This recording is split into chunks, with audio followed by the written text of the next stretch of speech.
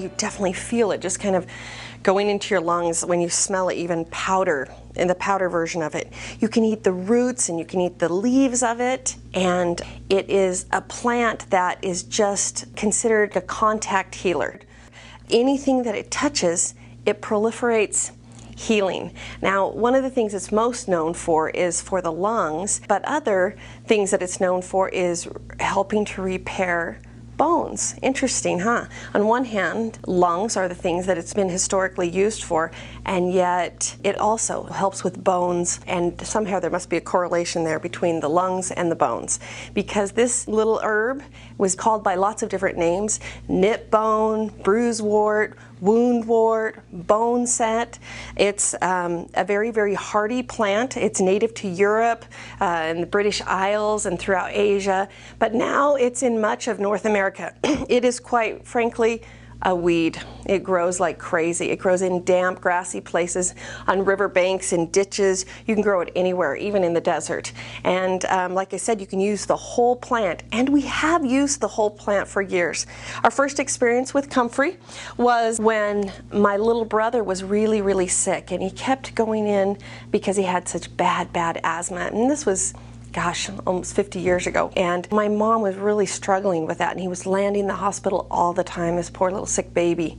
And so she went to a health food store, and they gave her a whole plant, and it was a Comfrey plant. And they said, just give him this leaf every day. And so she would blend it up in the blender with pineapple juice, of all things, and immediately he started getting better. Immediately. And they would just feed him Comfrey every day, every day, every day. And then he grew up and he joined the service, and when he was over in Saudi Arabia, he was going to have a medical discharge because he was really, really sick. His asthma had come back really badly, and my mom sent him some dried Comfrey, and it worked out that he didn't have to come home on that medical discharge. Now, does that work for everybody? I don't know, but it sure did work for our family. And one thing about Comfrey, it's very prolific. It just grows and grows. My dad decided to convert our whole backyard, our lawn, into all of gardening. We were just going to grow all of our own food, and we did. My parents were very industrious, and they put the Comfrey plant out there, and when it died down, he rototilled it all up, and all through the garden that year there were just hundreds and hundreds of Comfrey plants everywhere that just came up from little teeny pieces of the root that had been rototilled under. Very prolific and will take over, but an important herb to have. It is, I must tell you now, that it is illegal in the United States for marketing or selling it or for internal use because of some of the cautions that we're going to talk about later on. So make sure you come into finding out and learning about Comfrey root, knowing everything about it. I mean, in Comfrey leaves, the Comfrey plant, knowing everything about it so that you can make your own decision. So with that being said, let's talk about the history of this incredible plant. At 400 BC was talked about for tissue repair, for man and for beast. 400 BC. Cool. The Greek physicians talked about it for wounds and bones. The Greeks and Romans also talked about it for poultices. They would use it in a tea for stomach aches, for diarrhea, and all kinds of bronchial disorders. It was also used in Europe and talked about for whooping cough, tuberculosis, internal bleeding, ulcers, hemorrhoids, bruises, sprains, strains.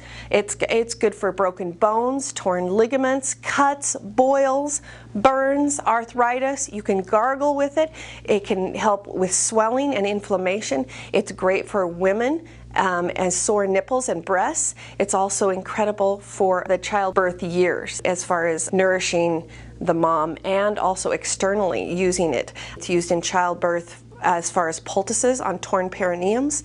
It's used for cracked, like we said, in sore nipples in a salve, and it's also used on babies' bottoms a lot with healing. And you can take just the tea and dip a cloth in it and put it on anywhere that it's sore or wounded or need to be healed, and it's very soothing to the body. When you put it in a salve, make sure that the wound that you are putting it on, it kind of has healed over just a little bit. When you have a salve and there's no infection in there, because that beeswax in the salve will actually seal that infection in. So for a while, for the first few days of a wound, it's usually better to just take the fresh herb comfrey and make a tea out of it and put it externally on whatever's wrong, wherever it's hurting, because it definitely proliferates healing. The Native Americans even got in on the action, and they definitely referred to it as an amazing healing plant. Farmers would feed it to their cattle as a spring tonic, and for anything broken, whenever they would set anything or had to do anything, the farmers definitely used comfrey. Before 2001, it was talked about a lot for respiratory, as a natural expectorant, coughs, lung hemorrhage and issues, mucous membranes, tissue repair. It was bronchitis that it was used for. It was talked about for sore throats, and a natural mucilage where it breaks up the mucus in the body. It can help with the digestive tract. It can help the body proliferate healing in ulcer situations and in internal bleeding. It can just settle everything down and start into a process of getting better. It does have a mild laxative effect with it, but not too much. It's not considered a laxative at all, but it's very mild, which is good when someone is sick. They need to be able to clean out maybe a little bit more of the toxins. It is one of those herbs that seems to be great for feeding the pituitary gland, feeding the pancreas, helping with normalizing blood sugar levels. Really, really great for that, to help just settle things down and just get them back into normal range. It has lots of calcium in it and phosphorus, and it's known as kind of a balancing energy tonic. Comfrey has lots of nutrients. It's full of vitamin A, B12. It has high concentrations of C and even vitamin E. And it, of course, has calcium. It's got lots of copper and even iron in it. It's full of magnesium. It's got phosphorus, potassium. It has sulfur. It even has lots of zinc in it. And, of course, chlorophyll. It's a really big green plant.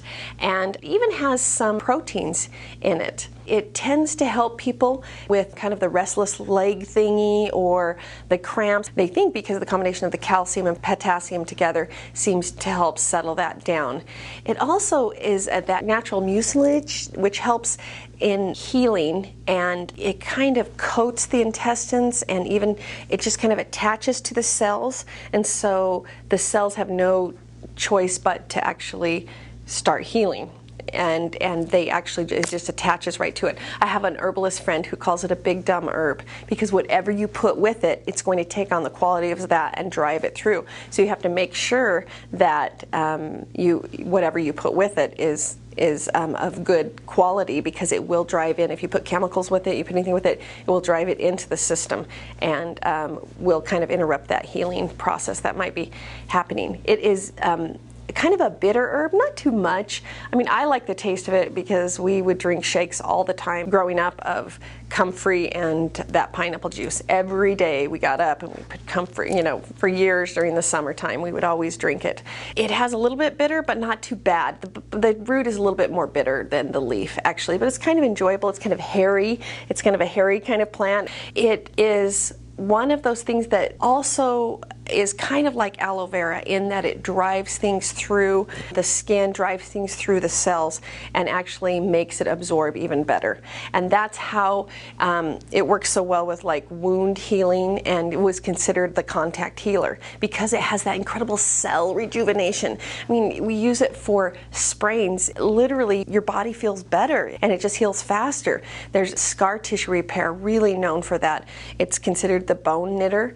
Great, we talked about it for swelling and how it was used for that, and I use it for inflammation and discomfort and bleeding, stopping bleeding, settling things down with wounds and cuts and abrasions. It's even terrific for acne and skin, any type of abrasions or sore, cracked, anything.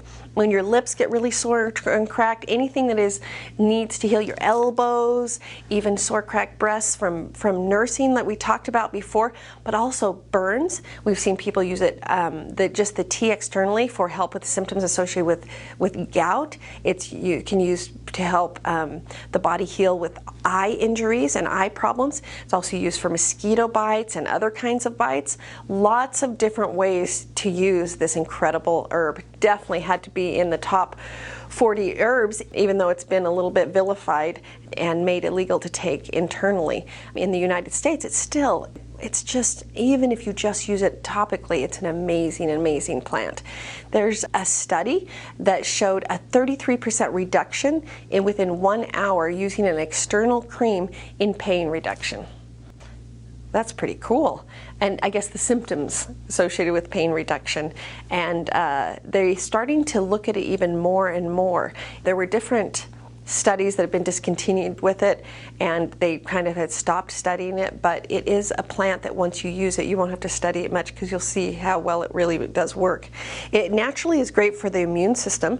It has a natural type of antibacterial. It's been used in the past for strep and staph infections to help those symptoms. It also has a natural antifungal effect. Can be used just a straight tea on athlete's feet, if you've got athlete's foot, and for even other type of symptoms associated with yeast infections, you put it directly right on it.